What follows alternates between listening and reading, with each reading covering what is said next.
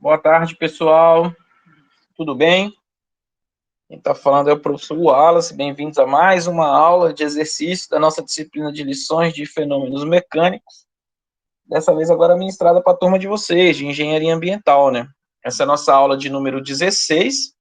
A gente vai tratar sobre o assunto de forças e movimentos, parte 2, que basicamente é o capítulo 6 do livro do Halliday, Fundamentos da Física, volume número 1, né? A edição é a nona ou a 10ª, depende de quais vocês estão utilizando.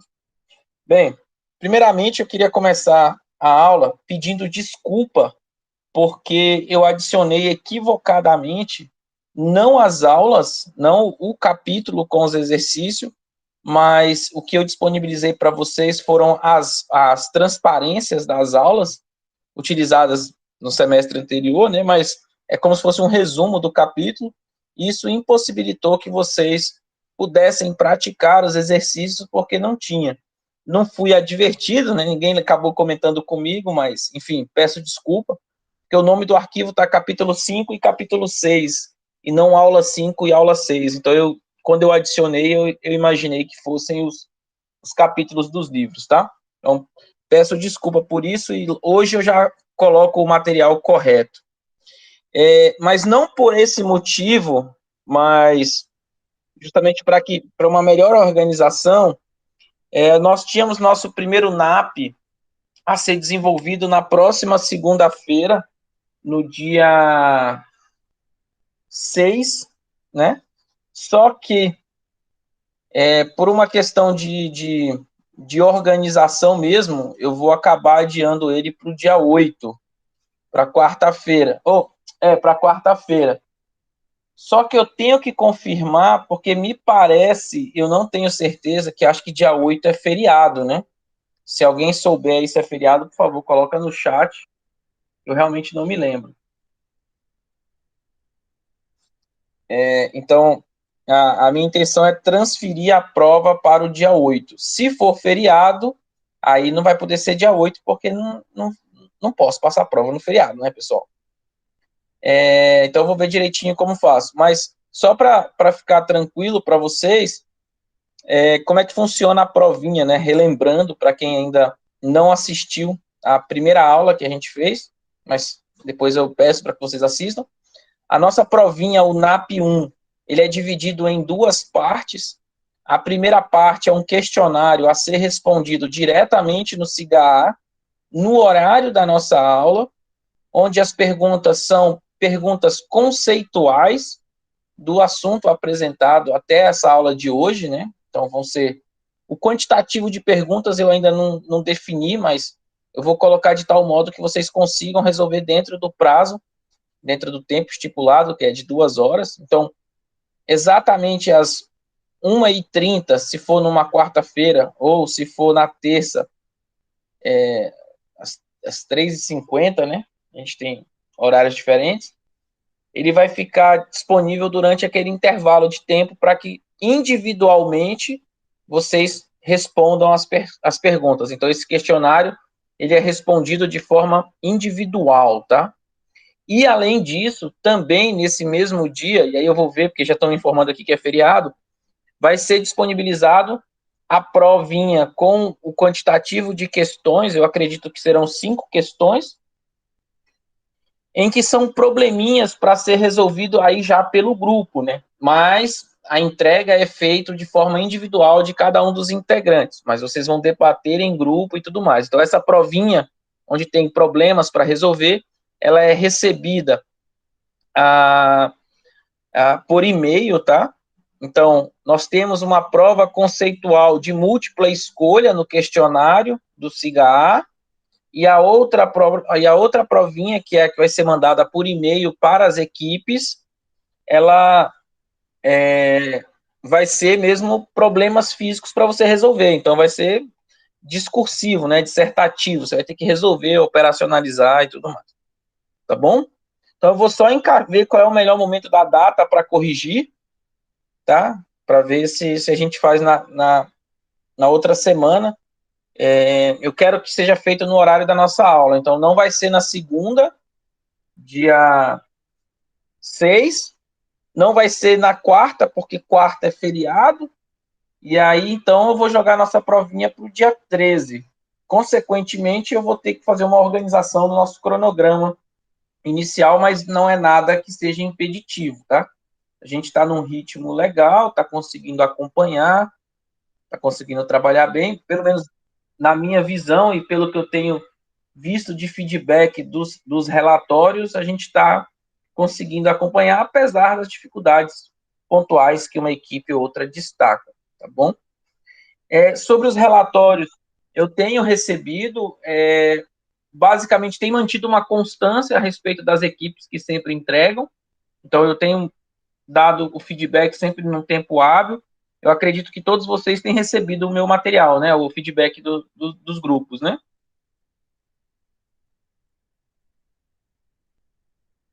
Todos estão recebendo, normal, tá, beleza. A única observação que eu faço peço gentilmente, tanto que eu coloco no e-mail para aquelas equipes que acabaram não seguindo o padrão, é respeitar aquela regrinha que eu peço para quando for enviar, porque eu tenho filtros no meu Gmail, então já direciona, aí fica fácil para mim responder para vocês. Então, quando vocês não mandam conforme o padrão, aí acaba me atrapalhando um pouquinho, que eu tenho que ficar procurando a mensagem. Então, por isso que eu peço para colocar aquele código daquele jeito no assunto, e peço para colocar com cópia para todo mundo, porque quando eu respondo, todos recebem. Então, por isso que eu destaco esses dois pontos, tá bom? Bem, pessoal, então acho que a gente pode começar a nossa aula. Hoje eu falo com uma certa alegria, porque eu montei um novo setupzinho de ensino aqui, então acho que está melhor para ensinar vocês. Eu estou com dois acessos justamente por causa disso. Eu estou com outro equipamento aqui para eu poder fazer as minhas aulas de uma maneira mais prática, tá? Então vamos lá. Eu vou apresentar para vocês aqui, compartilhar minha tela.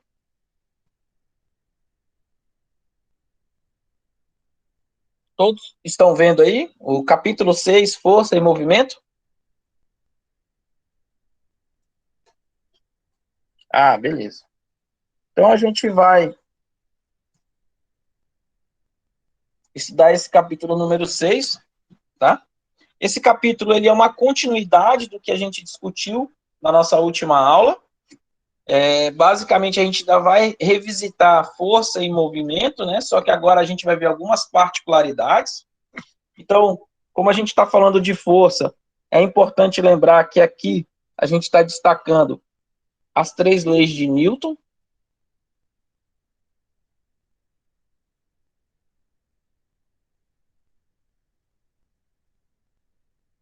Certo? Então, tudo que a gente discutir aqui vai estar baseado em cima das leis de Newton. E o movimento, de novo, são aquelas equações que estão relacionadas à cinemática, né? Então, tudo que está relacionado à cinemática, a gente vai ter que, a movimento, a gente vai ter que lembrar lá da parte de cinemática. Na nossa aula passada, a gente falou sobre as 3 leis de Newton, definimos cada uma delas. Então, a gente conheceu a primeira lei de Newton, que é a lei da inércia, né? A gente conheceu a segunda lei de Newton, que é a força resultante é igual massa vezes aceleração. Basicamente, é o que vai nos ajudar a resolver todos os problemas de lei de Newton, de dinâmica. É a nossa equação mãe, assim, pode-se dizer. E, bem, e a terceira lei de Newton, que é a lei de ação e reação, que nos ajuda a entender bem o sistema e como desenhar as forças que atuam sobre o nosso sistema. Além disso, a gente também falou um pouquinho sobre alguns tipos de forças. Não está trocando, né? Deixa eu ver aqui, que acho que travou aí para vocês. Está travada a tela, né? Está na força e movimento, correto? Deixa eu parar aqui. Ainda estou aprendendo a mexer nesse novo formato.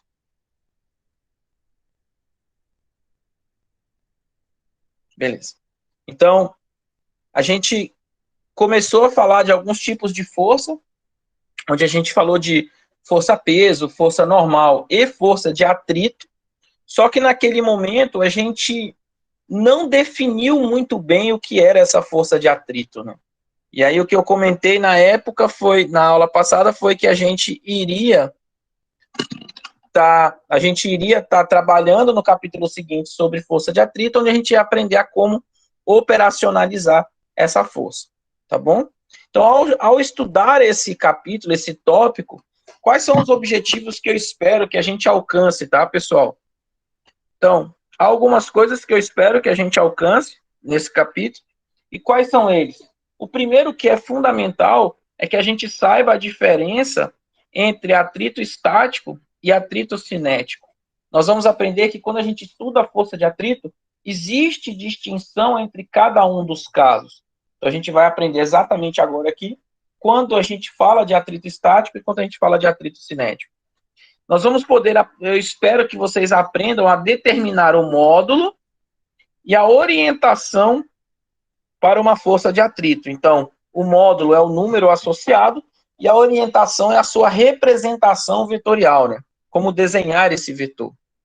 E aí, quando a gente fala de objetos localizados em planos horizontais, verticais ou inclinados, né?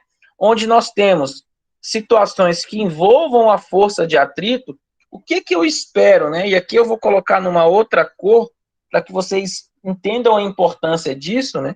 Nós vamos aprender a desenhar os diagramas de corpo livre e saberemos aplicar a segunda lei de Newton. Então, basicamente, tá, pessoal? Esse daqui é o ponto-chave para a gente resolver problema. Porque é a partir dele que a gente vai saber resolver exercícios que envolvam leis de Newton. Tudo bem? Dá para entender minha letra aí? Tá legal? Tá legível?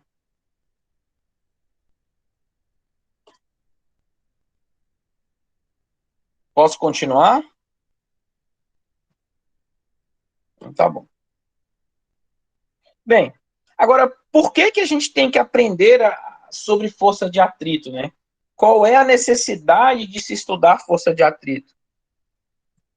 Bem, gente, a situação é o seguinte, é porque as forças de atrito, elas são um tipo de força que são necessárias quando a gente pensa em querer levantar objetos, quando a gente pensa em caminhar, ou em andar de bicicleta, ou em andar de automóvel, ou até mesmo escrever com um lápis ou essa canetinha que eu estou escrevendo aqui nessa lousa digital. Também é o atrito que é responsável para que a gente consiga usar o martelo e pregar pregos em paredes ou em outros objetos, que a gente consiga com uma chave apertar parafusos ou tecer, e assim, diversas ações que a gente consegue fazer graças à força de atrito, tá bom? Agora, o atrito tem o seu bônus, mas tem o seu ônus, né? Tem um custo. E a gente, na física, na engenharia, engenharia mecânica, engenharia aeronáutica, engenharia espacial, engenharia cartográfica, engenharia ambiental, todas as engenharias em geral, elas se preocupam sempre em obter uma forma de reduzir o atrito de tal modo que você possa aumentar a eficiência de motores, reduzir o consumo de combustível dos automóveis, uma vez que 20% do combustível ele é utilizado única e exclusivamente para fazer com que o veículo vença o atrito para iniciar o movimento. Então, os engenheiros têm que ter essa preocupação. Melhorar desempenhos de equipamentos, né? Por exemplo, de rolagem, como patins ou até mesmo ventiladores, manter qualquer objeto em movimento. Tudo bem? Então, por isso que é importante, e esse último, manter objetos em movimento, é porque a gente sabe que quando a gente empurra um objeto, o atrito faz com que esse movimento ele se interrompa, né, termine. E aí, quando você quer prolongar esse movimento, você tem que, de alguma forma, reduzir o atrito. Então, é por isso que é importante estar conhecendo e sabendo como reduzir.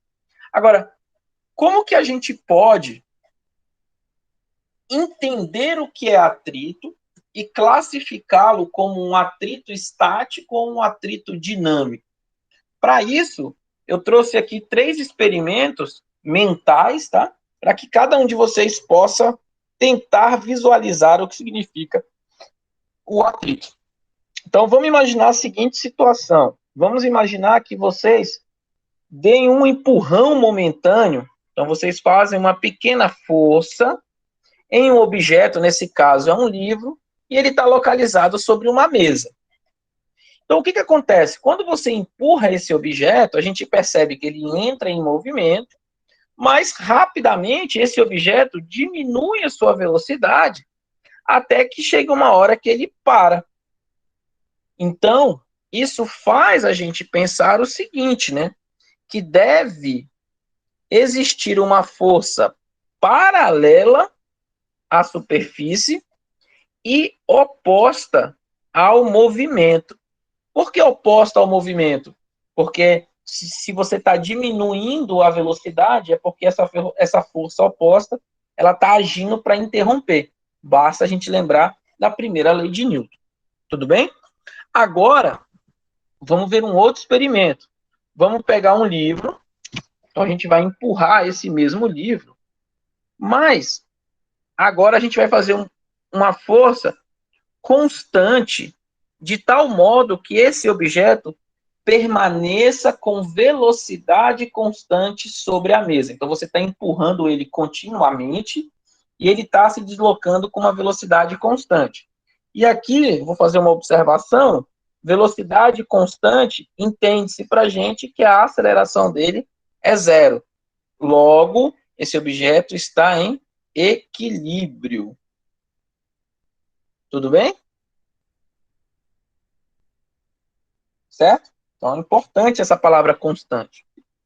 E o que quer dizer, né? Então, o que a gente pode pensar?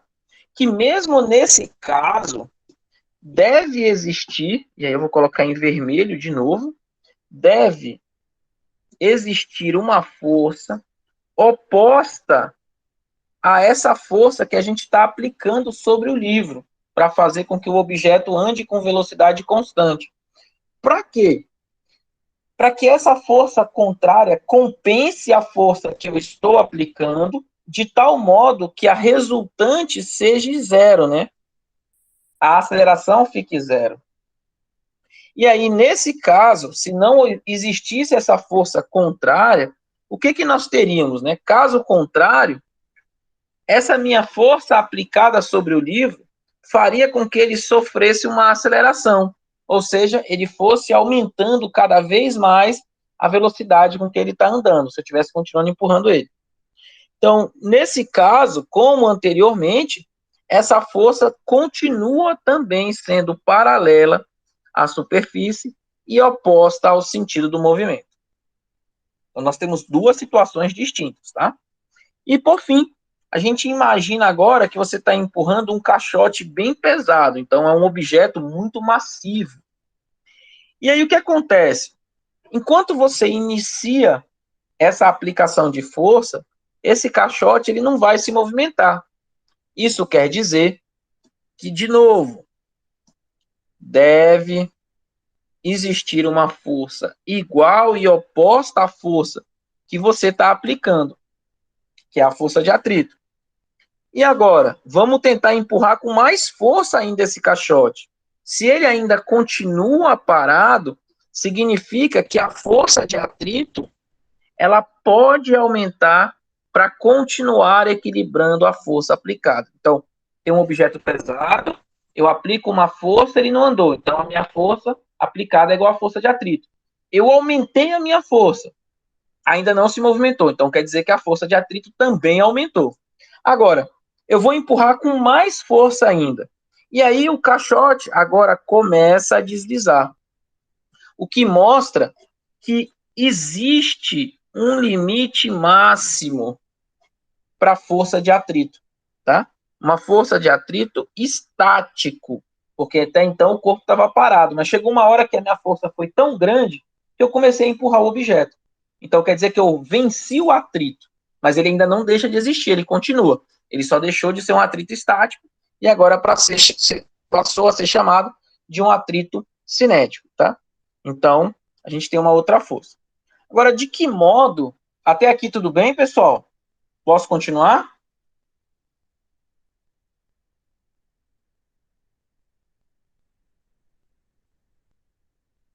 Perfeito. Agora, de que modo a gente pode, então, a partir desse conjunto de experimentos, como que a gente pode enxergar o atrito?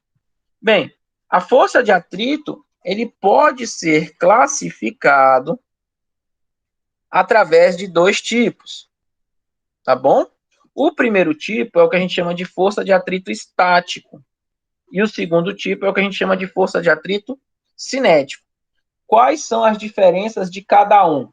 Bem, no primeiro caso, o objeto é sempre mantido em repouso, tá? Então, no atrito estático, a gente está sempre considerando o objeto paradinho, tá bom? E qual é o valor dessa força de atrito? Bem, essa força de atrito ela pode ter qualquer valor entre 0 newton, se eu não estiver aplicando força alguma, e até um valor máximo, que é aquele valor em que o corpo está na iminência de entrar em movimento. Então, aqui, esse valor máximo está associado a quando ele vai iniciar o movimento. Ok? E, por fim, quando esse valor máximo ele é ultrapassado, esse equilíbrio ele é rompido e o objeto começa a deslizar. Certo? Até aqui tudo bem, pessoal?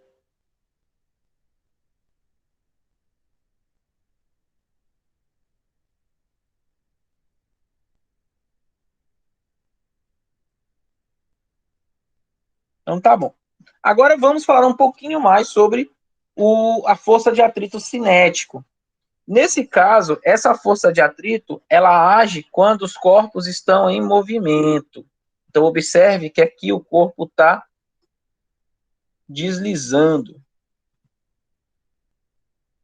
ou caindo, ou se movimentando, mas ele não está parado. A sua velocidade é diferente de zero, tá? Mesmo se a velocidade for constante, ainda existe um atrito, só que ele é chamado de atrito cinético. Esse aqui é curioso falar porque ela só tem um único valor, ela só tem uma única expressão. E aqui é o mais importante, eu vou colocar até em vermelho, ele é sempre menor que o valor máximo da força de atrito estático.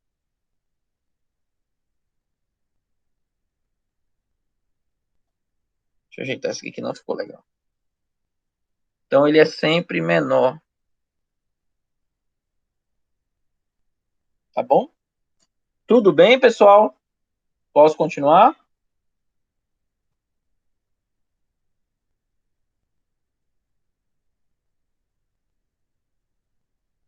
Então vamos ver na prática, né, através de um diagrama, como que funciona cada um dos casos.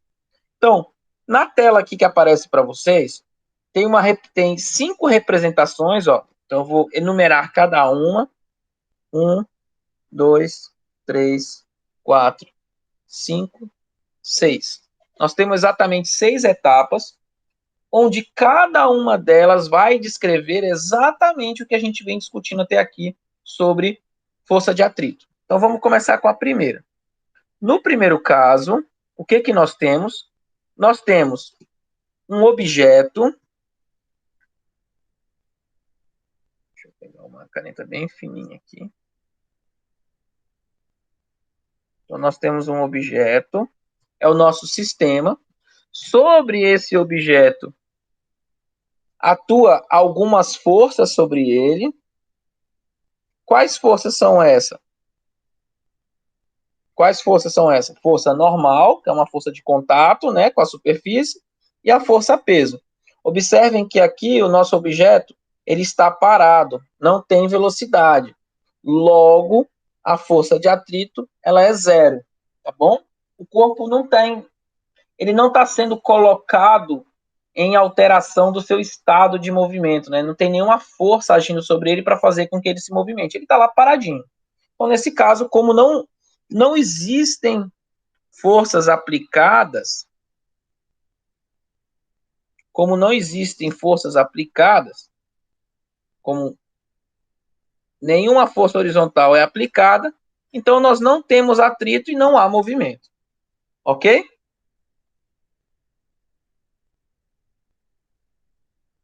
Deixa eu pegar aqui.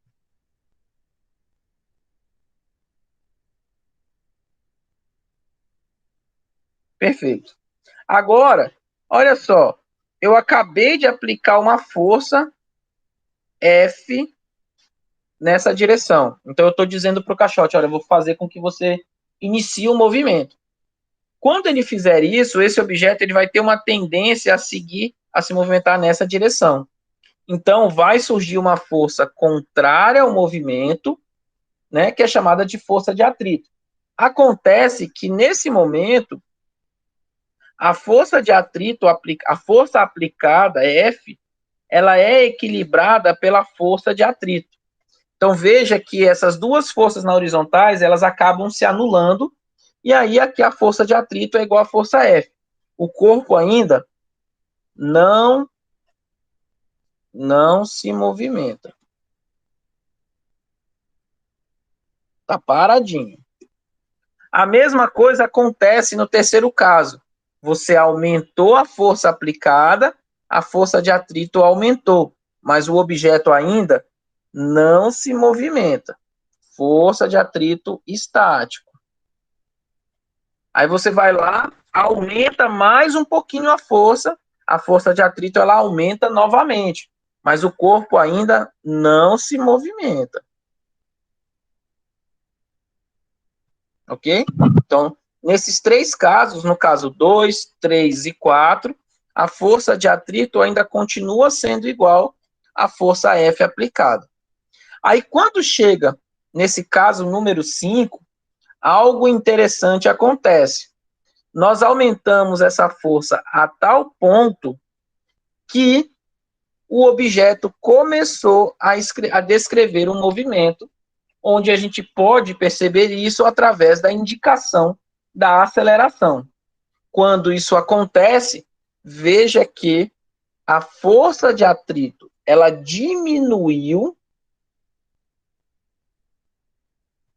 mas ela agora não é mais igual à força aplicada. Pelo contrário, a força de atrito ela é menor do que a força aplicada. Como é que eu sei disso? Porque o resultado dessa aplicação de força produziu um movimento nessa direção.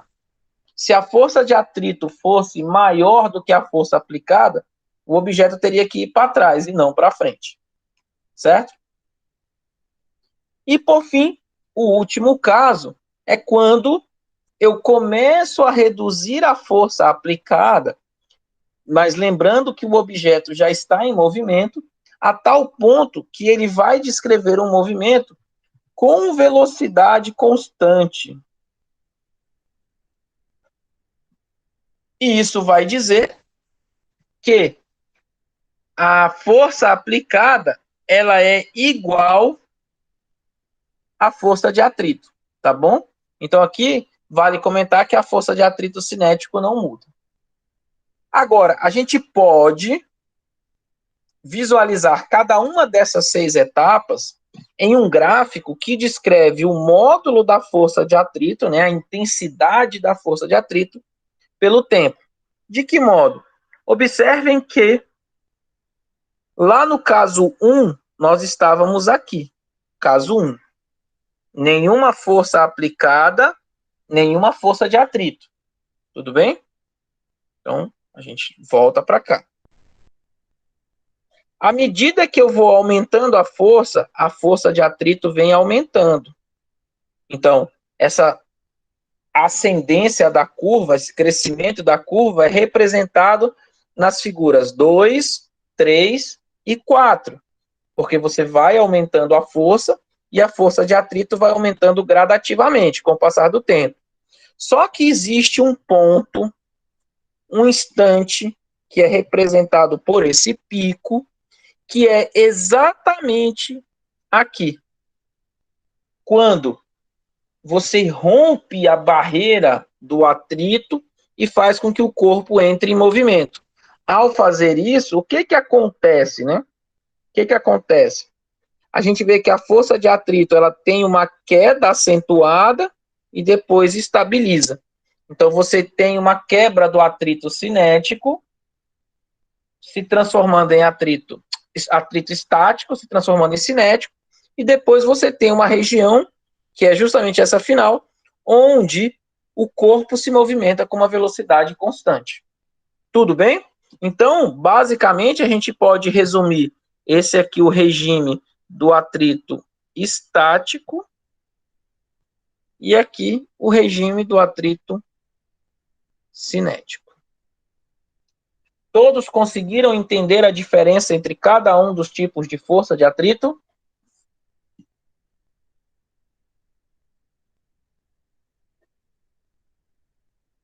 Posso continuar ou alguém quer fazer alguma pergunta?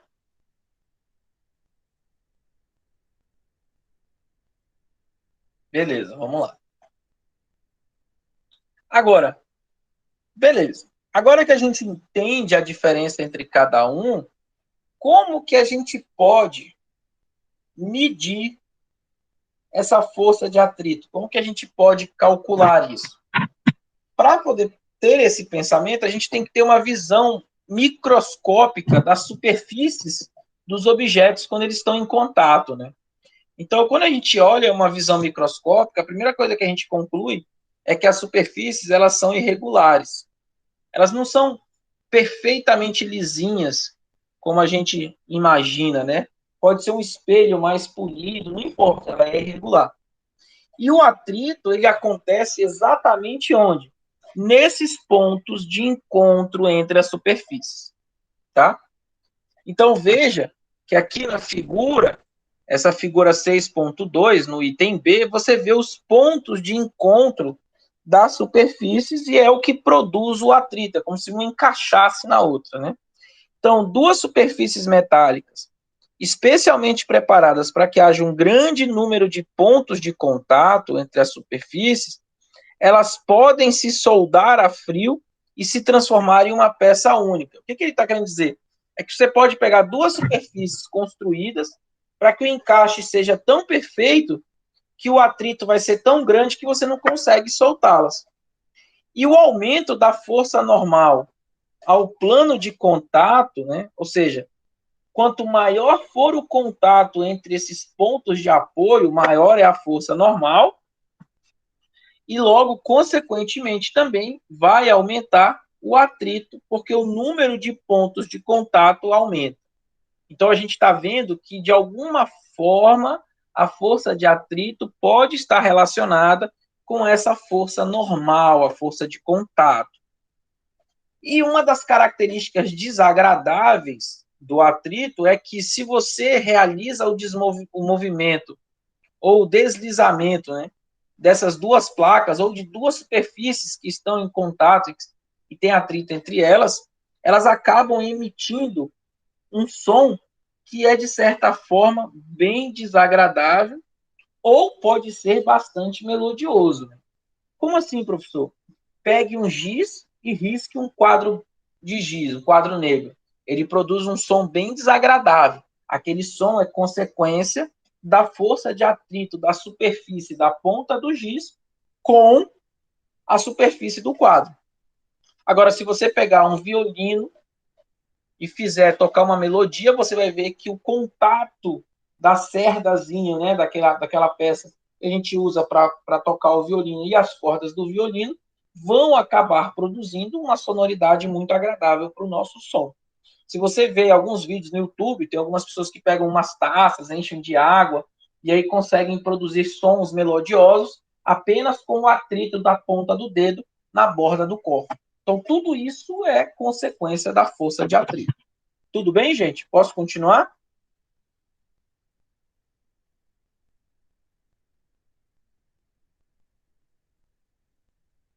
Ok. Algumas propriedades interessantes da força de atrito que precisam ser destacadas, tá?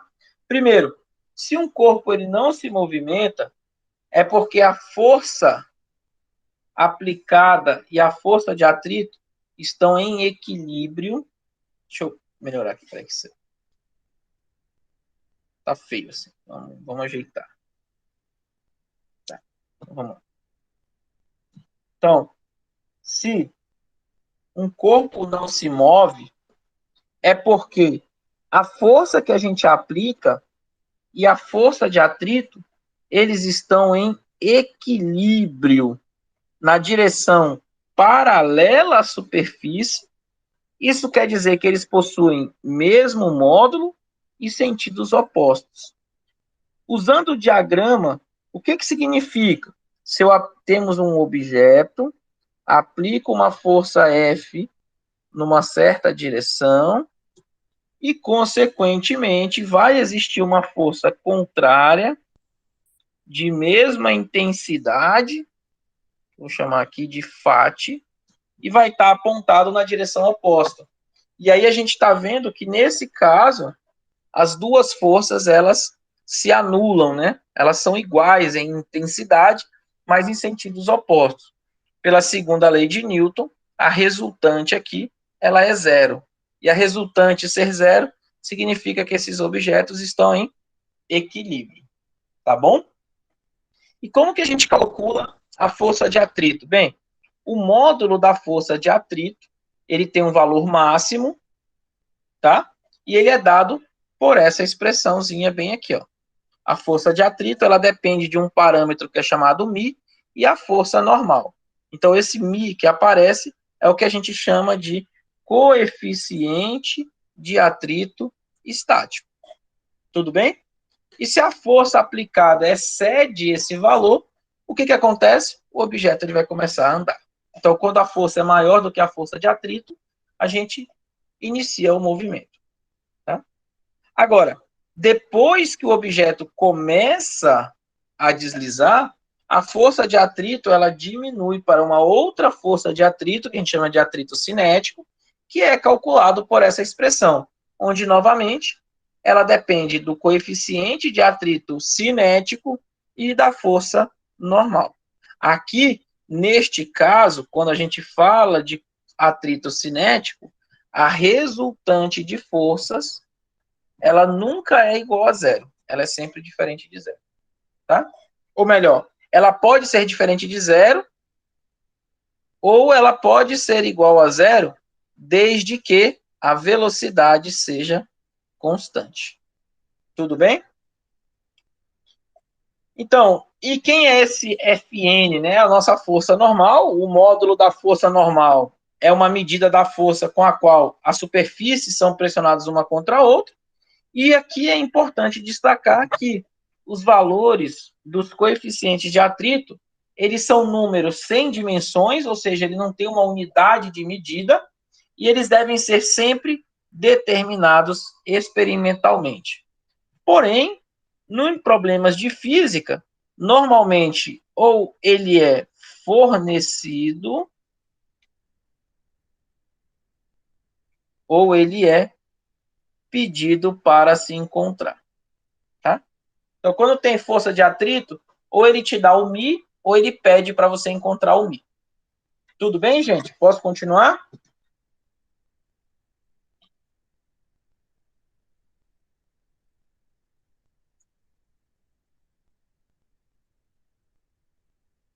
Tá bom.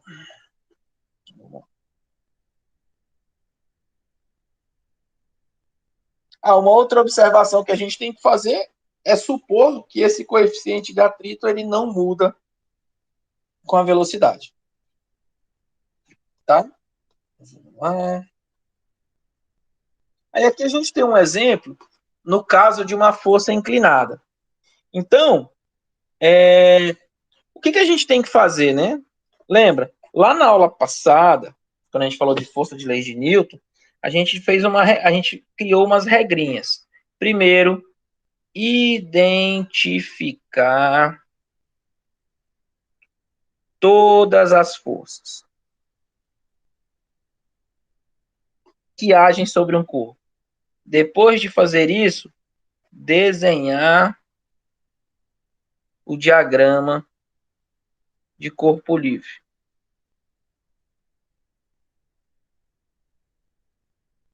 E, por fim, o que a gente fez foi resolver a segunda lei de Newton para cada um dos eixos. Então, essas são as regrinhas que a gente tem que fazer.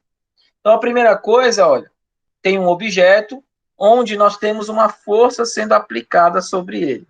Então, a primeira coisa que a gente tem que fazer é desenhar um sistema de eixo para que a gente possa localizar todas as forças que agem sobre esse objeto.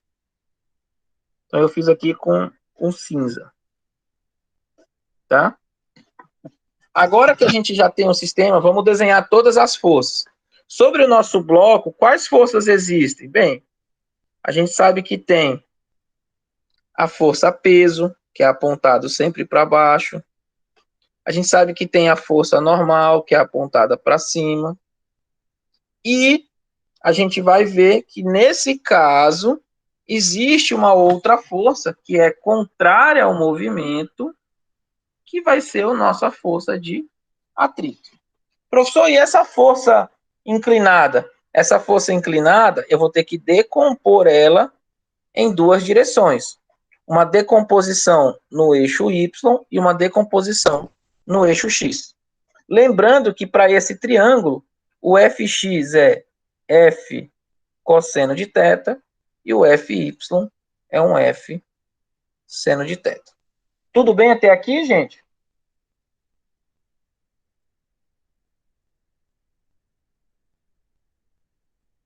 Posso continuar?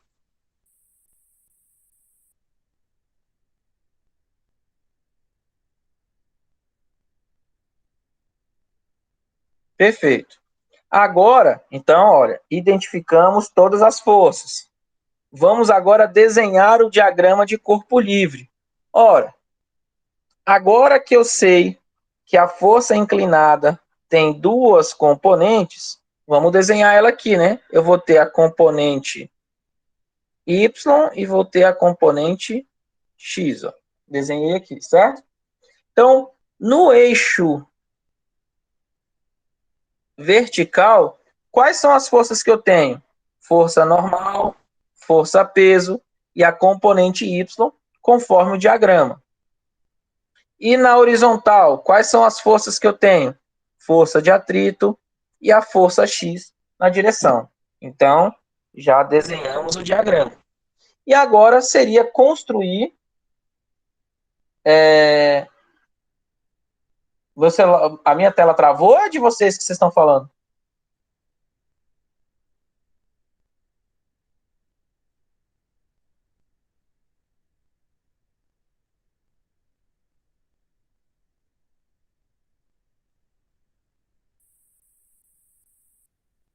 Ah, tá, beleza. Pensei que era. Então, aqui, pessoal, agora chega a última etapa, né? Seria a gente resolver o problema para cada um dos eixos. Então, olha aqui nesse pedaço, como seria a nossa lei de Newton? Normal menos o peso menos componente y igual massa vezes aceleração na direção y. Normal positiva porque está apontando para cima, peso e componente y da força F apontado para baixo, então um sinalzinho de menos. E aqui, como seria a nossa força para a segunda lei de Newton para essa parte horizontal? A segunda lei de Newton seria Fx menos Fat igual a mi vezes, massa vezes a aceleração na direção x. E aí você resolve o problema como ele está pedindo. Então, a gente resolve a segunda lei de Newton. Tudo bem? Esses três passos, eles vão ser sempre os mesmos, independentemente do problema. O segredo é identificar todas as forças, desenhar o diagrama e, por fim, resolver a segunda lei de Newton. Certo?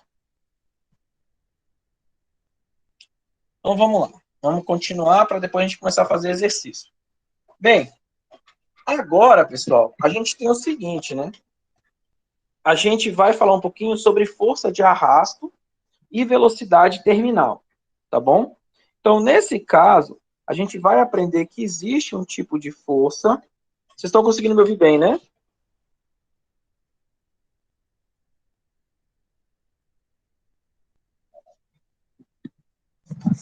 Estão me ouvindo bem aí, então, pessoal? Ah, tá. Então a gente vai aprender um novo tipo de força de resistência, que é chamada de força de arrasto, e nós vamos também aprender um pouquinho sobre velocidade terminal. A gente vai ver que essa força de arrasto, ela, de certa forma, ela é um tipo de força de atrito. Ela é uma força de, na verdade, ela é o que a gente chama de uma força de resistência, tá? Resistência. E essa velocidade terminal, ela surge a partir do equilíbrio entre a força de arrasto e a força peso de um objeto. Então vamos aprender cada um pouquinho deles. O que eu espero que a gente aprenda nesse tópico, tá? Primeiro, que vocês saibam aplicar a relação que existe entre a força de arrasto e a velocidade relativa entre um objeto e um fluido. Então, aqui é a gente saber calcular a força de arrasto. Depois, eu quero que vocês saibam também como calcular a velocidade terminal de um objeto quando este está em queda livre. Mas para que a gente possa falar de força de arrasto, a gente tem que entender quando isso acontece. Normalmente,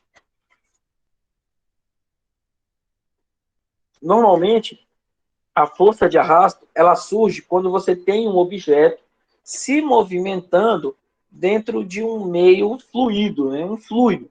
E o que é esse fluido para a gente, tá?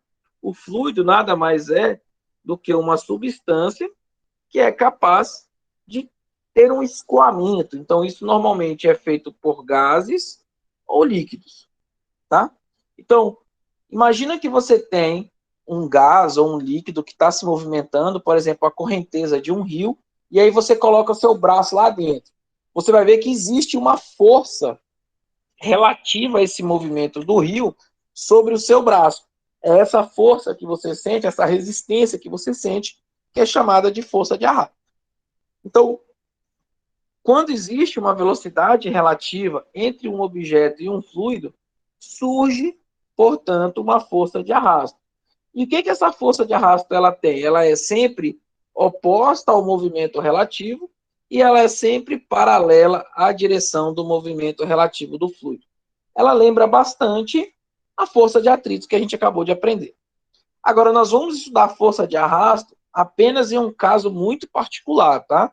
Quando o fluido é o ar, quando o corpo é esse rombudo, na verdade, é aerodinâmica, as dimensões não são levadas em consideração, em que a velocidade relativa ela é suficiente para que o ar se torne turbulento, tá? Então, assim, a gente, na verdade, a gente está desconsiderando turbulência, apenas regime laminar do movimento do fluido.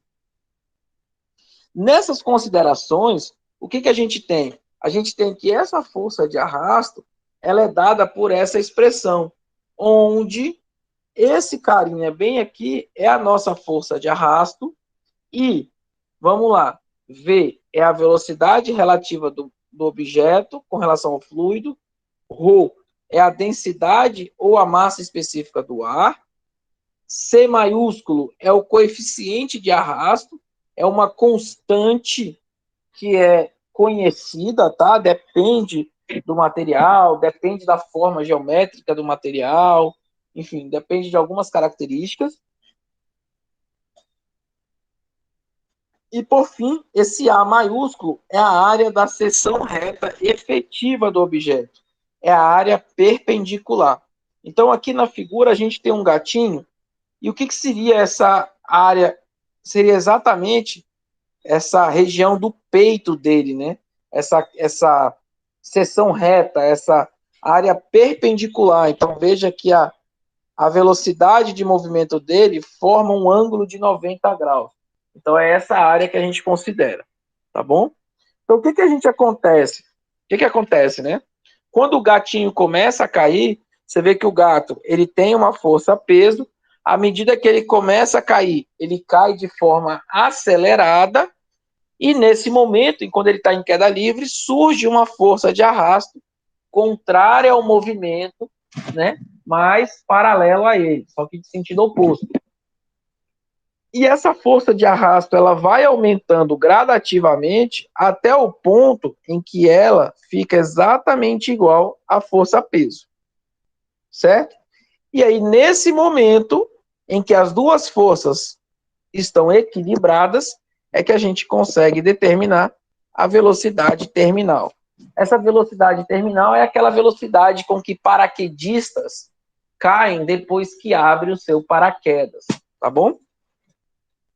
Falando um pouquinho desse coeficiente de arrasto, ele normalmente ele varia com o valor do módulo da velocidade.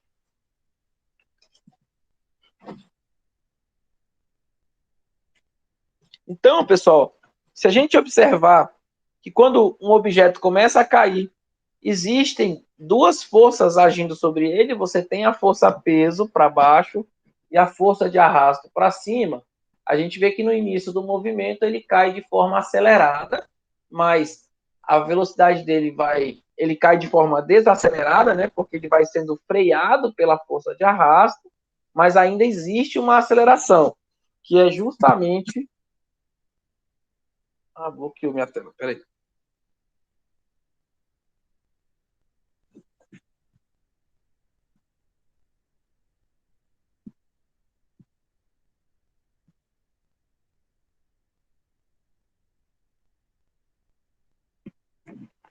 Que é justamente o que está dizendo aqui nessa equação 6.15.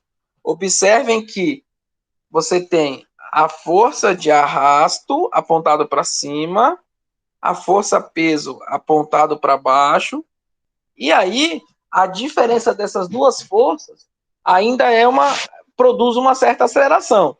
Só que vai chegar um ponto que a força de arrasto ela vai se tornar igual à força gravitacional.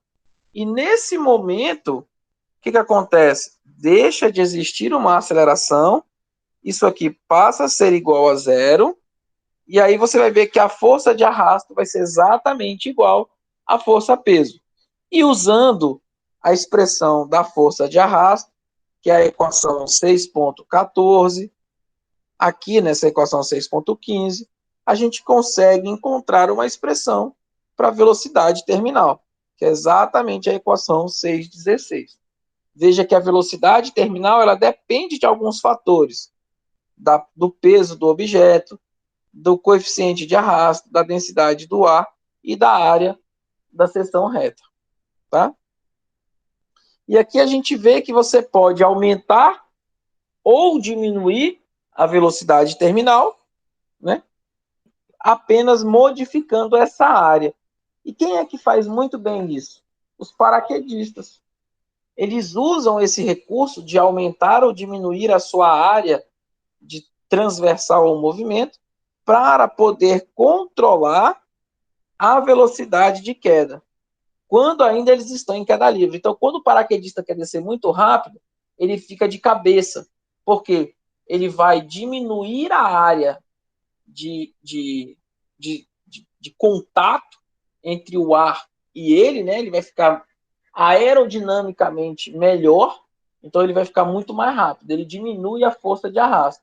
Quando ele quer frear, ele praticamente fica de peito aberto e aí ele consegue reduzir. É que nem quando você dá uma barrigada na, na, na água, na piscina ou no rio, né? Quando a gente pula, se você pular de cabeça, você consegue mergulhar bem, mas se você pular de barriga e de peito, você vai sentir a dor da força de arrasto, que é quando você bate a barriga lá na água. Tudo bem, pessoal? Deu para entender a diferença?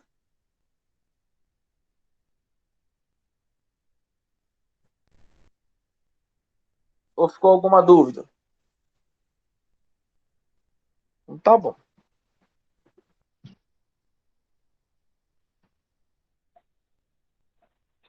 Aqui é só um probleminha para calcular a velocidade de arrasto da gota da chuva, mas eu vou deixar depois para vocês darem uma olhada. É praticamente substituição de fórmula, tá? E aí agora a gente vai falar um pouquinho sobre movimento circular uniforme. Nós já falamos sobre esse movimento quando a gente estudou ele lá no capítulo 3, certo? onde a gente apenas estudou esse movimento sem se preocupar com as forças que atuaram sobre o objeto para descrever essa trajetória. E o que eu espero que a gente aprenda aqui, né? Primeiro de tudo, é que eu quero que vocês saibam como desenhar a trajetória de um corpo que descreve um movimento circular e uniforme, uma vez que essa trajetória ela é circular e o raio é constante. Então, é saber quando ele está descrevendo. E a outra coisa é conseguir explicar o comportamento dos vetores velocidade, aceleração e força durante todo o movimento descrito.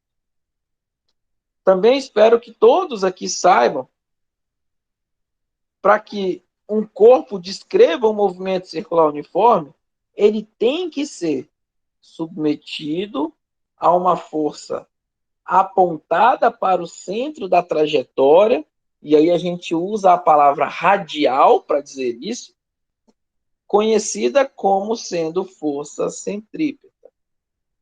E espero que vocês saibam conhecer a relação entre o raio da trajetória, a velocidade do corpo, a massa do corpo e a força resultante que age sobre esse corpo. Tudo bem? Então vamos lá.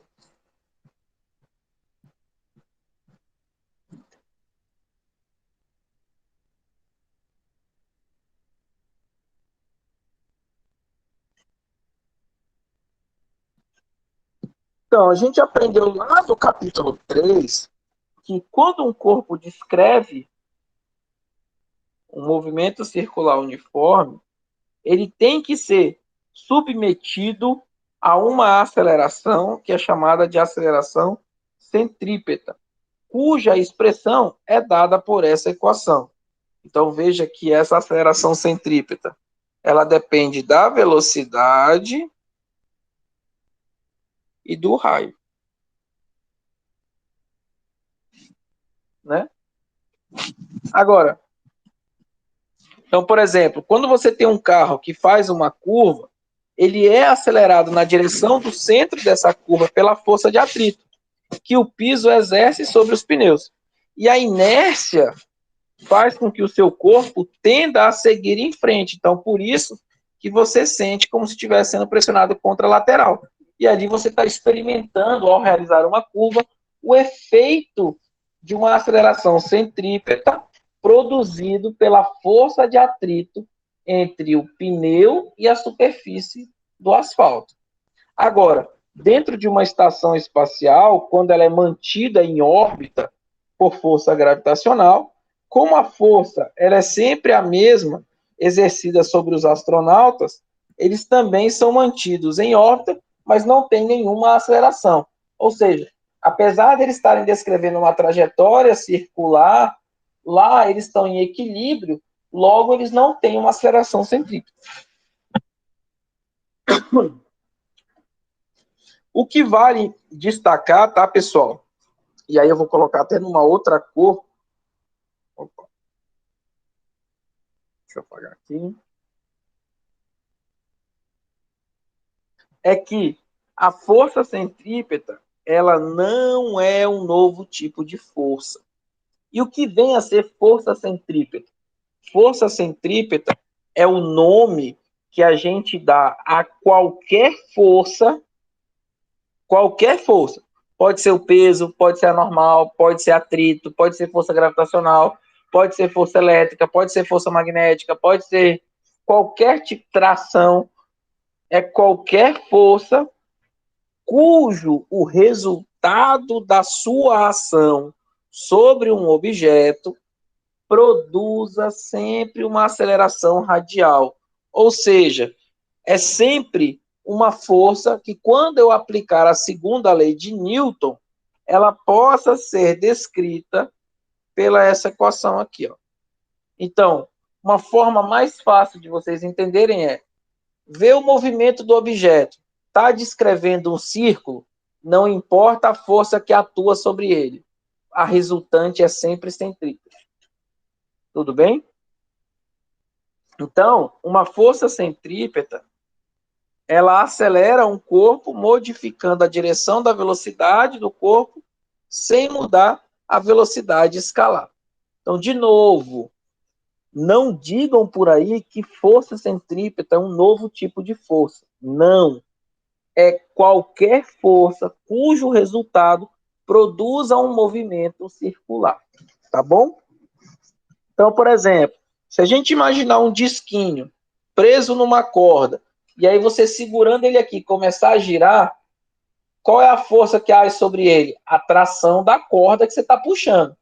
E essa tração ela é classificada como o quê? Como uma força centrípeta. Por quê? Porque o resultado dessa tração está fazendo com que surja um movimento circular. A tração ela é apontada para o centro, então você tem sempre uma trajetória circular. Você tem uma resultante centrípeta. Tudo bem, pessoal, até aqui?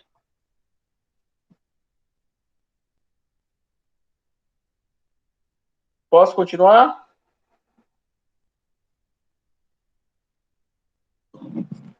Beleza. Ó, nesse exemplo aqui, você tem um exemplo de uma bicicleta que descreve um loop. Então, você tem uma trajetória assim, ok? No ponto mais alto da trajetória, vou pegar aqui no ponto mais alto, você tem quais forças? Você tem o peso e você tem também a força normal, que é o contato do pneu da bicicleta com a parte lá de cima. Então veja que você tem a força peso, você tem a força normal. A trajetória descrita não é circular, pessoal? Confirma para mim aí no chat. Concordam que a trajetória descrita no loop ela é circular?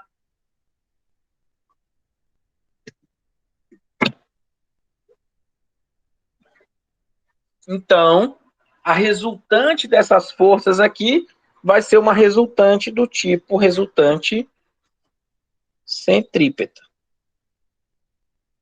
E quem é a resultante? Bem, no alto do loop, olha, o que a gente tem? A gente tem a força normal e a força peso, mas veja que elas estão apontadas para baixo, por isso o sinal de menos, e a resultante, tá aqui, ó, a resultante disso é uma aceleração centrípeta, ok? E esse sinal de menos é só porque está apontado para dentro da trajetória, tá bom? Deu para entender?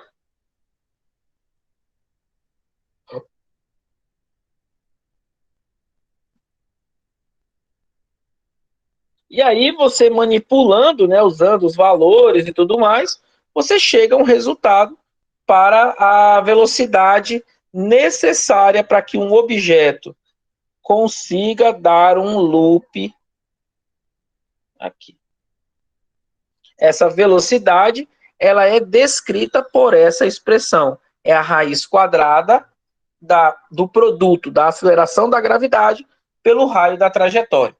Nós vamos ver algumas aulas mais à frente que há uma outra maneira de encontrar essa velocidade, sem usar o conceito de força. Nós vamos apenas usar o conceito de energia e o princípio de conservação de energia. Tá bom? Então vamos lá. Agora aqui é um outro exemplo, que é um carro que está numa curva. Então veja que essa curva é um plano inclinado. Opa, peguei a caneta errada. Ela é um plano inclinado, então ela tem uma certa inclinação. E aqui está o nosso carrinho. Tudo bem? Então eu estou olhando assim de frente. E esse carro ele vai ter algumas forças que agem sobre ele. Então você vai ter a força peso, você vai ter a componente da força normal, então a normal está desse jeito, a força peso está apontado para cá, né? Você vai ter a força de atrito, tudo bem? E aí você usa o diagrama de forças para poder decompor isso e encontrar as relações que são necessárias. A gente vai resolver um problema logo mais em que a gente vai aprender como fazer. Mas, de novo, sempre é importante identificar as forças, identificar a identificar o diagrama de corpo livre e aí fazer o resultado aplicando a segunda lei de Newton. Tudo bem, gente? Então vamos para um resuminho básico aqui do que a gente discutiu hoje, tá? Bem, a gente aprendeu o seguinte, que atrito, ele é uma força que se opõe ao movimento ou à tentativa de movimento, ele é estático se o objeto não se move, e o atrito estático ele pode aumentar até um valor máximo, que é dado por essa expressão, μ vezes a normal. E depois que você vence a barreira da inércia para colocá-lo em movimento, esse atrito deixa de ser estático e passa a ser chamado de cinético quando ele começa a se movimentar, mas ele continua utilizando o mesmo a mesma equação para resolver. Aqui tem só uma troca, tá? Aqui, na verdade, é S e aqui que é o K. Essa fórmula deveria estar aqui e essa fórmula deveria estar aqui. Só trocando. A gente aprendeu um pouquinho também sobre força de arrasto, que é a resistência entre um fluido e um objeto. Ele se opõe ao movimento relativo, né? O coeficiente de arrasto, essa letra C maiúscula, ele é determinado experimentalmente, e a força de arrasto ela pode ser calculada com aquelas considerações que nós fizemos, pela essa expressão que está aí em destaque. Ela depende da área, que é perpendicular à velocidade, depende da velocidade com que cai ao quadrado, e depende também da densidade do ar, certo? Com a velocidade, com a força de arrasto, é possível a gente determinar o que a gente chama de velocidade terminal, e essa é a velocidade máxima de um objeto em queda na presença de uma força de arrasto, cuja expressão é dada por esta equação aqui. Depende do peso, da constante do coeficiente de arrasto, da densidade do ar e da área. E por fim, a gente estudou o movimento circular uniforme, em que esse movimento, para que ele aconteça, ele requer uma aceleração centrípeta, cuja expressão a gente calcula dessa maneira, e como resultante de forças que atuam sobre esse objeto para descrever, a gente vai ter sempre uma resultante que é chamada de resultante centrípeta, que é aquela força responsável pela aceleração e dada por essa expressão. E aqui eu fecho a nossa aula reforçando que a força centrípeta ela aponta sempre para o centro da curvatura e ela não é um novo tipo de força, tá, pessoal? Ela é apenas um nome dado para aquele conjunto de forças que fazem com que ocorra o movimento na circular. Tudo bem até aqui?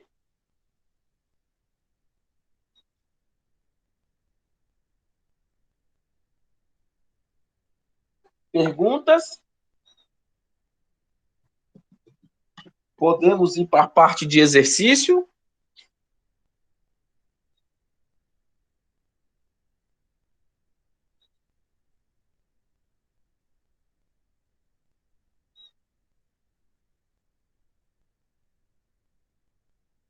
Beleza. Então, deixa eu parar a apresentação aqui rapidinho.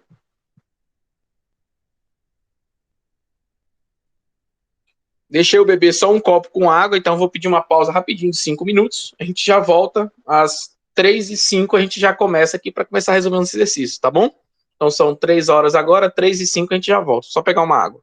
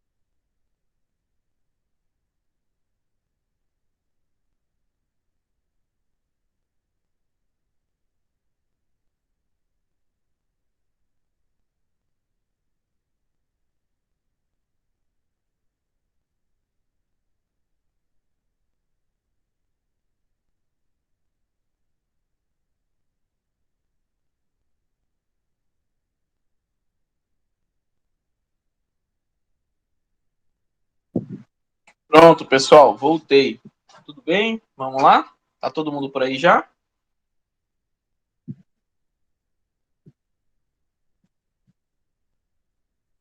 Tranquilo.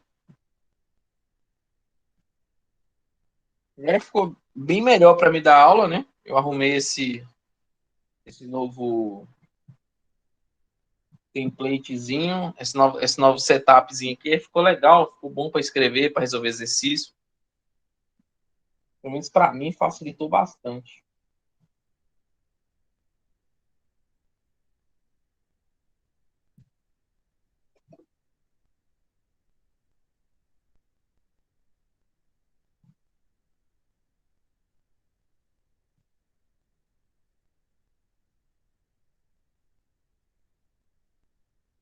Então, vamos lá.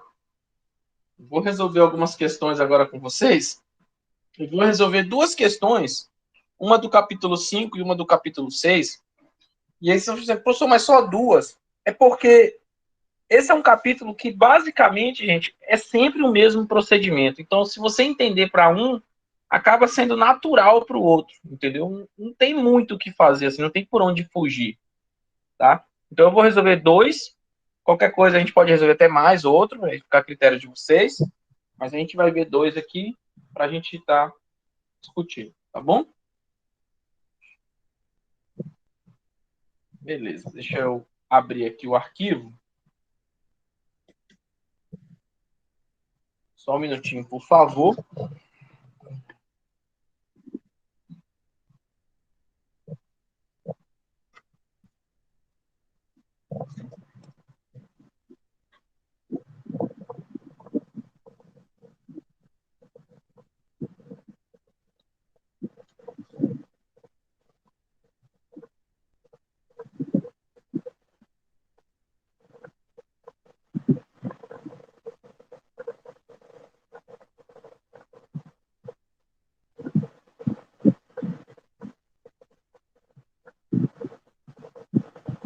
Terminar de arrumar aqui.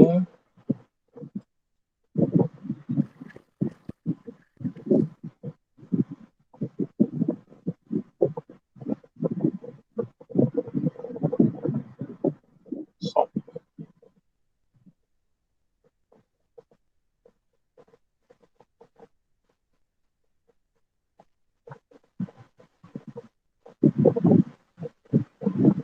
Só um instantezinho. Pera aí, pessoal.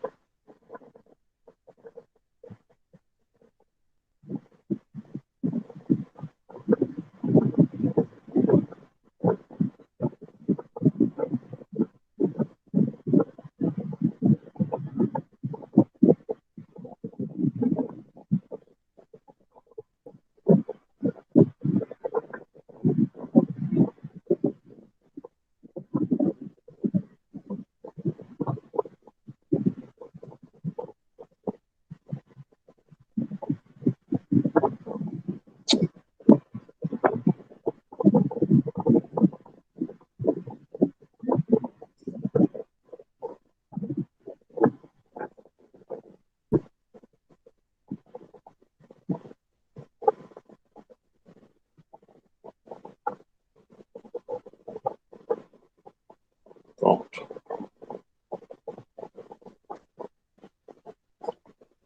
Estão vendo aí a minha tela?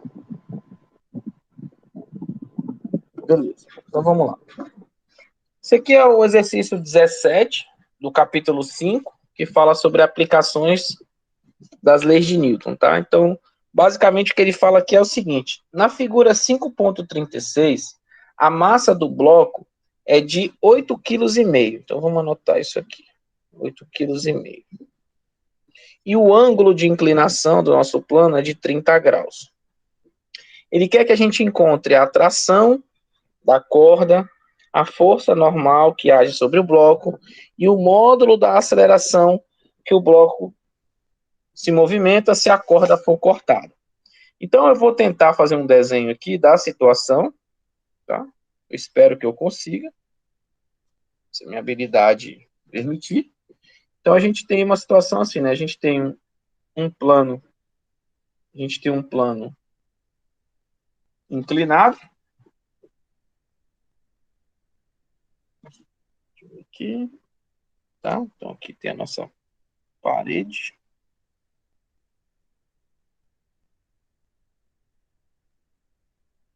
Aqui tem a nossa parede. Aqui tem o nosso caixote.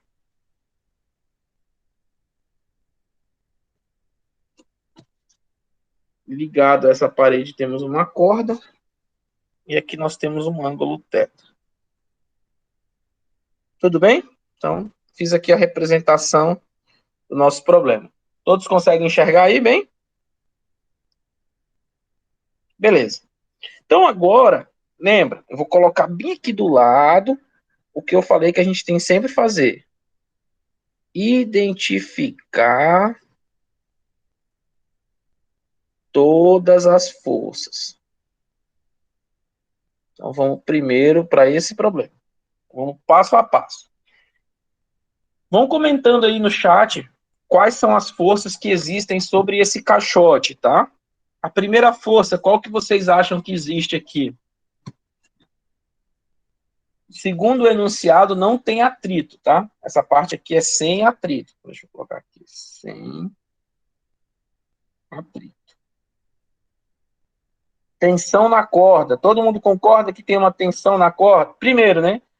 Todos concordam que o nosso sistema é o caixote. Então, é isso aqui. Já peguei uma caneta que não dá nem para ver direito. Peraí. Aqui está o nosso sistema, né? Nosso sistema é o caixote, certo? Então, a gente tem a tensão na corda, vou usar na cor verde. A tensão na corda, ela é apontada para cá ou ela é apontada na parede? Onde que eu coloco ela?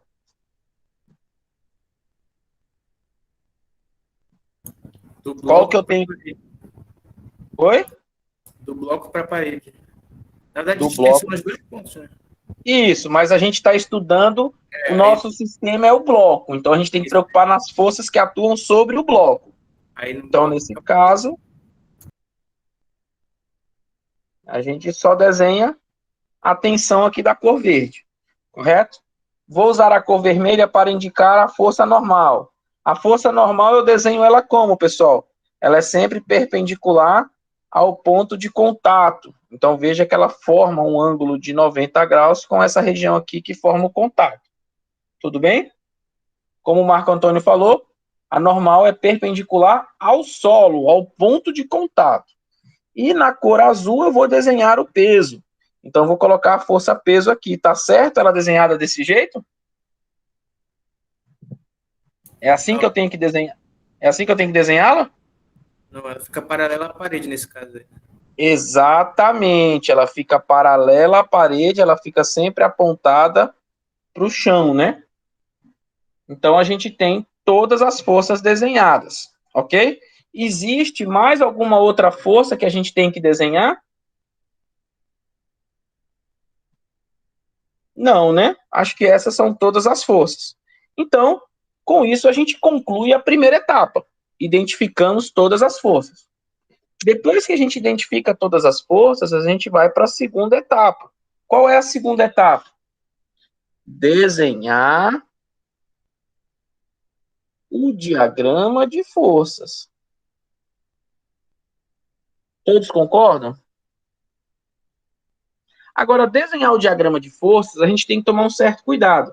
Por quê? Para fazer esse desenho, a gente vai precisar fazer um sistema de referência. Então, o nosso sistema de referência é aquele conjunto de eixos, eixo vertical e o eixo horizontal, onde a gente vai desenhar as nossas forças. Na origem desse eixo vai estar o nosso bloco. Então, aqui está o bloco. Professor, por que você não desenhou o bloco? Porque como a gente não está preocupado com a dimensão, eu faço como um ponto, tá bom? Agora, olhando para o nosso problema, a gente vai ter que desenhar essas forças. Mas veja que o nosso bloco está em um plano inclinado. Então, o diagrama de forças, ele tem que representar exatamente o nosso problema. Então, esse diagrama que eu fiz é como se eu tivesse desenhado ele assim, ó.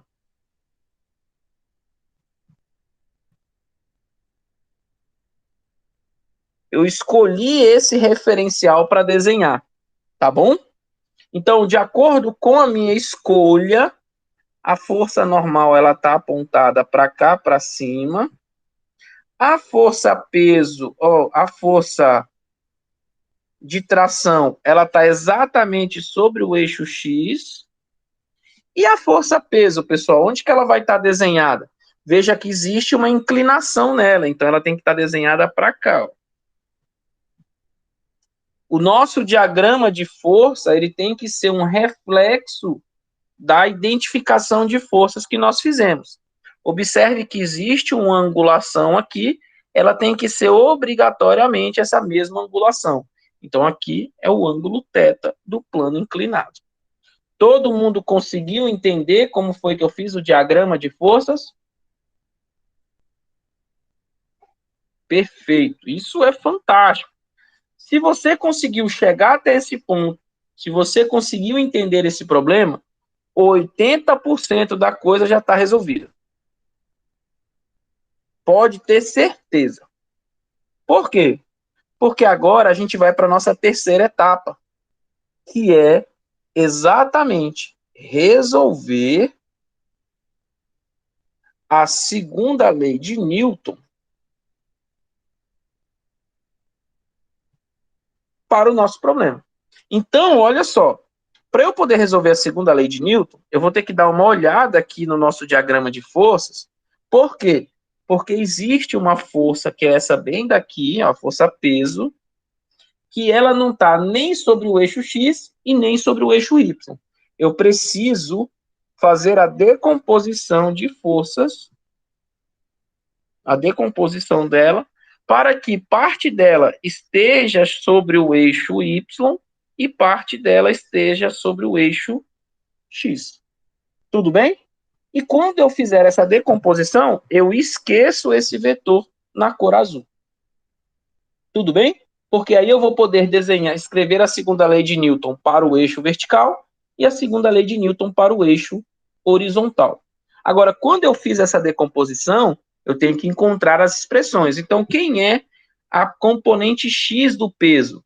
Vai ser peso, que é esse tamanho, vezes o seno do ângulo. Por que o seno? Porque, olha, aqui está o PX e é o lado sem o ângulo, então, por isso o seno. Já o PY vai ser esse tamanho, a hipotenusa, e cosseno de θ, porque esse lado aqui é o lado com o ângulo, por isso cosseno. Sem o ângulo, seno, com o ângulo, cosseno. É uma forma de você lembrar, tá bom? Então, com essas duas expressões e mais o restante das coisas, a gente agora pode ir para a terceira etapa. Então, vamos lá. Primeiro, vamos fazer a segunda lei de Newton para o eixo horizontal. Por quê, professor? Porque eu escolhi. Eu podia fazer para outro. Então, a segunda lei de Newton, ela fala o seguinte, que a resultante das forças na direção X, deixa eu diminuir aqui a espessura. Então, a resultante das forças na direção X tem que ser igual a massa vezes a aceleração na direção X. Ok? Agora, quem são as forças que atuam na direção X, pessoal? Vamos olhar aqui no nosso diagrama, olha. Eu tenho a tração que está apontada numa direção e tenho esse PX que está apontado em outra. Então, com certeza, essa resultante aqui vai ser tração menos peso na direção X. Isso é igual massa vezes a aceleração na direção X. Mas olha, quem é o peso? A gente já achou bem aqui. Então, isso fica tensão menos mg seno de θ. Esse mg vem daqui do peso, né? Lembra que isso aqui é mg. E isso é igual massa vezes a aceleração. Acontece que nesse primeiro momento, o objeto encontra-se parado. Ou seja, essa resultante aqui, ó, ela é igual a zero. Então, como a resultante é igual a zero, esse cara é zero, a atração vai ser exatamente igual a mg seno de θ. Então, fizemos aqui o nosso problema. Tudo bem até aqui? Identificado? Alguém ficou com alguma dúvida?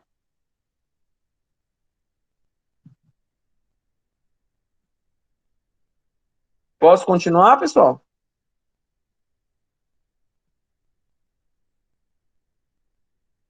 Agora vamos ver o nosso eixo vertical. No eixo vertical, a gente volta para o nosso diagrama e olha que temos a força normal e a força peso na direção Y.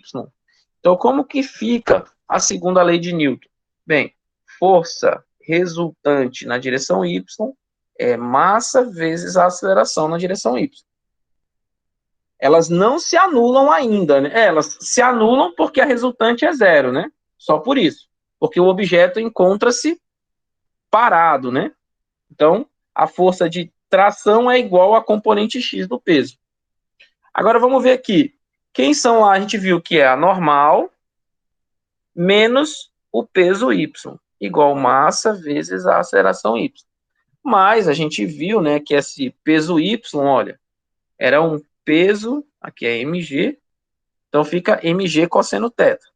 Então, a normal menos mg cosseno θ é igual a m aceleração na direção Y.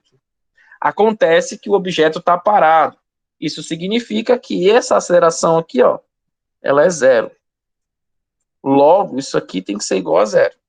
Então, a gente conclui que a força normal obrigatoriamente tem que ser igual a mg cosseno de θ. Tudo bem? Mas, de novo, isso só aconteceu porque o objeto está parado, tá? Então, com isso, a gente faz o terceiro caso e resolve o problema. Vejam que eu fiz cada uma das 3 etapas, passo a passo. Ficou claro para vocês ou ficou alguma dúvida?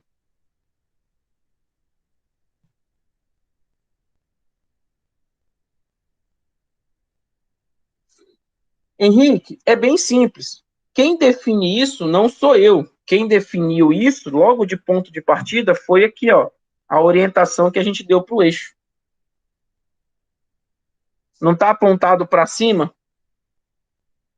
Como o eixo está apontado para cima, o que está para cima é positivo, o que está para baixo é negativo. Lembra da orientação do sistema de referência? Foi só isso que eu fiz. O mesmo eu fiz aqui para o eixo X. Por isso que a escolha do referencial é muito importante, tá? Agora, bem, então a gente resolveu o item A, resolvemos o item B, e agora vem a pergunta do item C. Determine o módulo da aceleração do bloco se a corda for cortada. Então, se a corda é cortada, o que significa para a gente em termos do nosso diagrama? Quando eu corto a corda, não significa que eu estou falando que a tração é zero? Exatamente. Então, olha, eu volto para minhas equações de movimento. Veja que a tração, ela está no eixo Y. Ah, tá, beleza, vamos outra coisa. Então, vamos voltar aqui. Digamos que eu vim aqui, vou fazer um desenho e, puf, cortei a corda. Bem aqui onde eu fiz o X. Quando eu fizer isso, a tração, ela deixa de existir. Opa. Ai, fiz besteira.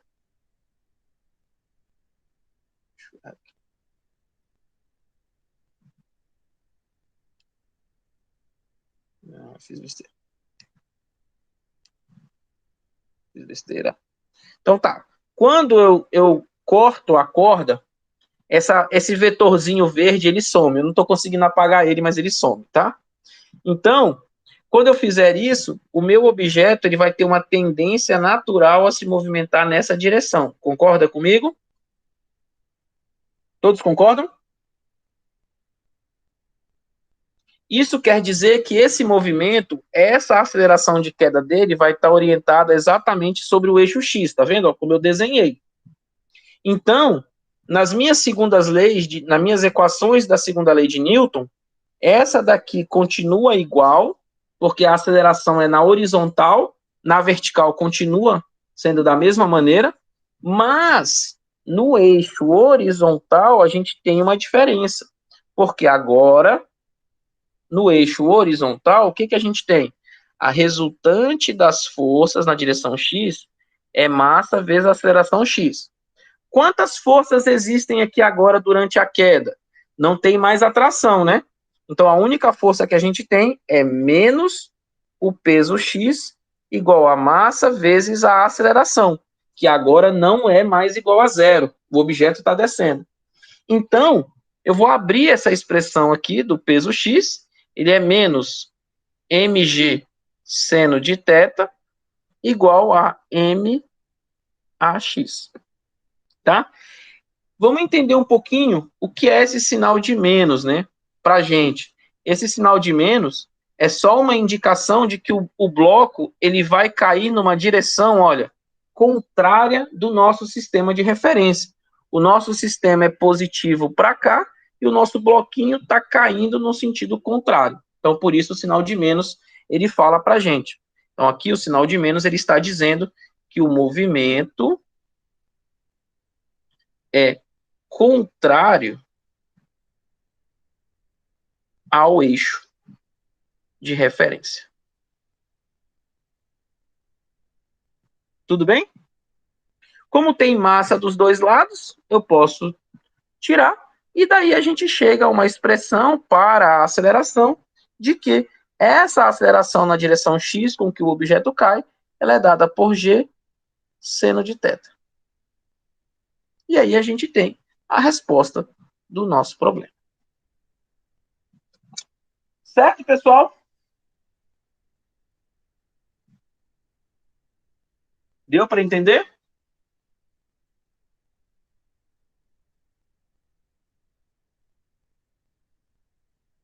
Ah, professor, e se tivesse atrito? Se tivesse atrito, bem, só ia aparecer uma força nova para a gente, né?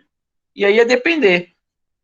Ou o atrito estaria para cá, ou o atrito estaria para cá. Ia depender do problema que você está resolvendo. Mas, de qualquer maneira, ele ia aparecer para a gente. Então, qual é a chave para entender problemas de leis de Newton? Vou pôr bem grandão aqui para vocês enxergarem. Primeiro, pessoal, identificar todas as forças. Se vocês não fizerem isso, não tem jeito. Depois, sempre vocês vão ter que desenhar o diagrama de forças. Não tem jeito. É ele que vai ser o seu norte para você resolver o problema. E, por fim, você vai ter que resolver a segunda lei de Newton.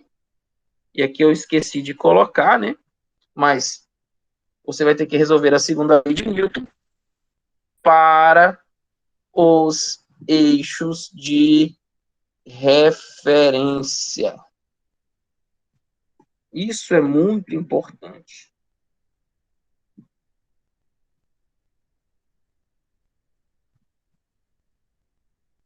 Sem isso aqui, vocês não vão conseguir resolver.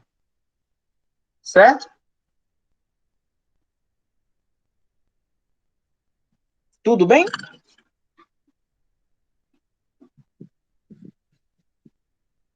Beleza. Bem, eu ia fazer mais uma questão, mas já são 3h30, eu acho que vocês devem ter aula depois, eu não quero também atrapalhar. Eu vou resolver uma questão que é justamente essa daqui, eu deixei separada, a questão 27. Eu vou fazer a resolução dela. Não, Marcos. No quadro normal vocês iam odiar, porque eu sou péssimo para desenhar. Aqui no computador, aqui na tela, eu tenho muito mais facilidade e tenho milhares de cores, então eu posso fazer bem bonitinho. Lá eu ia fazer tudo no quadro, na cor azul e tudo torto. Então, eu sou péssimo para desenho. Aqui eu tenho muito mais recursos e aí eu consigo deixar bem mais bonito. Pode ter absoluta certeza, vocês iam odiar se eu resolvesse por lá. Até eu ia ficar com raiva. Mas aqui não, aqui fica bonitinho, consigo dar zoom, ó, consigo fazer assim, desse jeito, aí dá pra mostrar, tá vendo? Lá eu ia ter que chamar vocês no quadro, ó, tá vendo aqui, ó, dá pra vocês enxergar aqui. Agora não, na tela eu só faço dessa maneira. Então, para mim ficou bem melhor. Então eu vou resolver essa questão e vou mandar a resolução depois lá no SIGA, onde eu vou fazer com bastante detalhe, bastante cuidado, colocar a indicação como eu fiz. Mas aqui, independente disso, a regra sempre vai ser a mesma. Identificar as forças, desenho o diagrama de corpo livre e aí aplicar a segunda lei de Newton. Sempre. Essa é a regra. Sempre. Tudo bem, pessoal? Belezinha? Então é isso. Agradeço aí a participação de cada um. Espero que vocês tenham gostado da aula. Eu espero que eu tenha tirado as dúvidas de vocês. Tá? Peço desculpas se não deu para resolver tantos exercícios como vocês gostariam, mas pelo menos eu consegui ser bem preciso e da forma como vocês precisam resolver. Isso vai ser válido para qualquer outro exercício dentro desse assunto. Vocês podem ter certeza disso. Sexta-feira a gente tem entrega de relatórios, então façam a entrega dos relatórios. Eu vou colocar os 2 capítulos e vou colocar as indicações. A nossa provinha ela não vai mais ser na segunda, tá? Ela vai acontecer só no dia 13. Eu tenho que avisar até a outra turma também, porque eu falei que era quarta-feira, mas esqueci que é feriado. E é isso, gente. Continuem trabalhando. Aqueles grupos que quiserem tirar mais dúvidas comigo, podem tirar, podem me procurar. E tá certo. Então, um bom restante de semana para vocês aí. Um bom final de semana, né? E um bom feriado, né? Porque semana que vem, quarta-feira... Não, a gente tem aula na segunda ainda, né? Então, tô viajando. Então, na segunda-feira, a gente... segunda-feira, ao invés de entrar ao vivo, eu vou ficar disponível para os grupos que quiserem marcar um horáriozinho comigo, tá? Então, só marcar um horário por e-mail, uma meia hora para cada grupo aí, para poder atender todo mundo, tá? E aí a gente vai estar disponível para quem quiser tirar dúvida, tá bom? Eu não vou fazer aula de revisão, porque nesse nosso novo formato de ensino, onde vocês têm aulas síncronas e assíncronas, e aí eu estou sempre disponibilizando as aulas ao vivo, depois, né, gravado lá no YouTube para vocês, fica meio sem sentido fazer uma aula de revisão, né, que vocês vão poder sempre voltar no tempo e assistir uma aula daquele assunto, onde eu já faço uma revisão do assunto lá e tudo mais. Então, acho que ficaria meio cansativo, tanto para vocês quanto para mim, fazer uma aula só de revisão, sendo que a gente tem todas as nossas aulas gravadas. Na aula presencial ainda faz sentido, né, que não tem como você rever uma aula presencial uma vez que você já perdeu. A conteúdo da prova, ele vai até hoje, então ele até o capítulo 6. Nós vamos ter aquela questionário com questões conceituais e vamos ter as questões discursivas, uma questão de cada assunto aí. Beleza, gente?